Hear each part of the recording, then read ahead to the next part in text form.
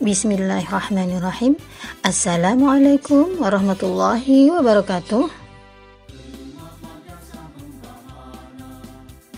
Materi kita hari ini adalah di tema 1, subtema 3, pembelajaran yang ketiga.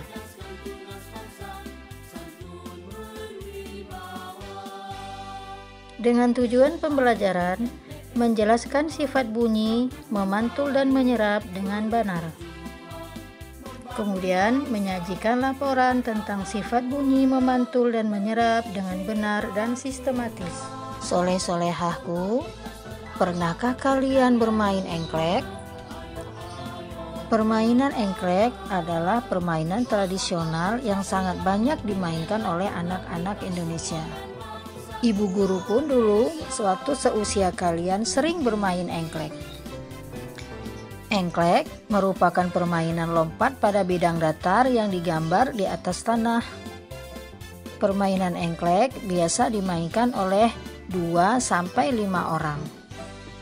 Permainan engklek memerlukan keterampilan lokomotor, yaitu kemampuan untuk melakukan gerakan anggota tubuh sehingga seluruh tubuh berpindah tempat. Keterampilan lokomotor sangat penting untuk mengukur kemampuan motorikmu. Beberapa keterampilan lokomotor dasar yang perlu kamu kuasai adalah berjalan, berlari, dan melompat. Nah, sekarang coba ceritakan pengalamanmu bermain engklek kepada temanmu. Apa kesulitan yang kamu temui ketika bermain engklek? Apa yang berhasil kamu capai? Kemudian, apa manfaat permainan engklek bagimu? Sungguh kaya ya nak budaya Indonesia.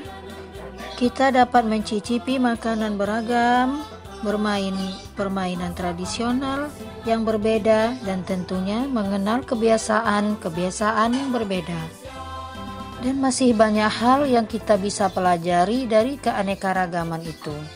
Kita harus tetap bersyukur dengan kekayaan ini. Beberapa permainan tradisional membutuhkan teriakan pemainnya.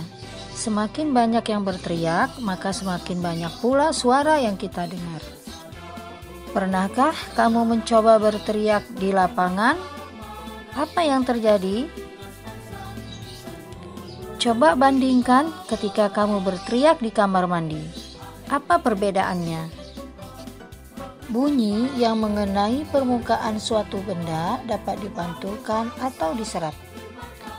Bunyi pantul adalah bunyi yang dapat didengarkan kembali oleh sumber bunyi.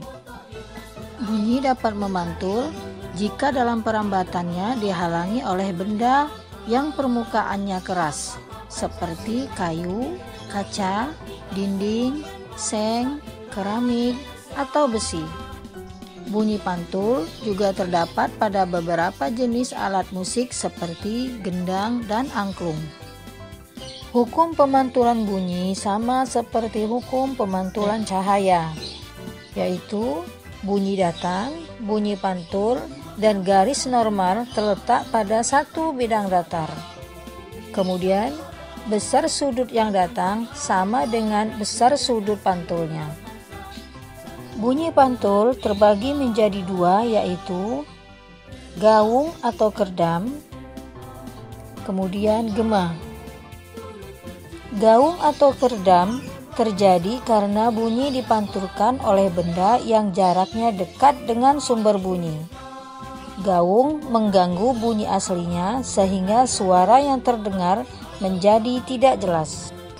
Sedangkan gema terjadi karena bunyi dipantulkan oleh benda yang jaraknya jauh dengan sumber bunyi. Gema menyebabkan bunyi pantul terdengar setelah bunyi aslinya selesai. Gema terdengar biasanya saat jarak antara sumber bunyi dan dinding pantul lebih dari 20 meter. Gema sering terjadi di gua-gua, lembah-lembah, dan bukit-bukit yang jaraknya jauh serta permukaannya keras dan rapat. Selain itu, gema juga dapat dipergunakan untuk mengukur kedalaman jurang atau gua. Selain bunyi dapat dipantulkan, bunyi pun dapat diserap. Benda-benda yang dapat menyerap bunyi adalah benda yang permukaannya lunak. Benda yang demikian disebut peredam bunyi. Misalnya, karpet, goni, kertas, kain, busa, gabus, dan wol. Benda-benda tersebut dapat digunakan untuk mencegah terjadinya gaung atau kerdam, sehingga pantulan bunyi yang dihasilkan tidak mengganggu bunyi aslinya, atau suara asli terdengar lebih jernih dan lebih jelas. Sekarang tugasnya, ambillah beberapa botol atau alat lainnya yang menghasilkan bunyi seperti ember, gelas, atau kaleng. Bunyikan peralatan tersebut di dalam ruangan dan di luar ruangan. Kemudian, catatlah hasilnya dan bandingkan. Buatlah laporan kegiatan percobaanmu di buku tugasmu masing-masing.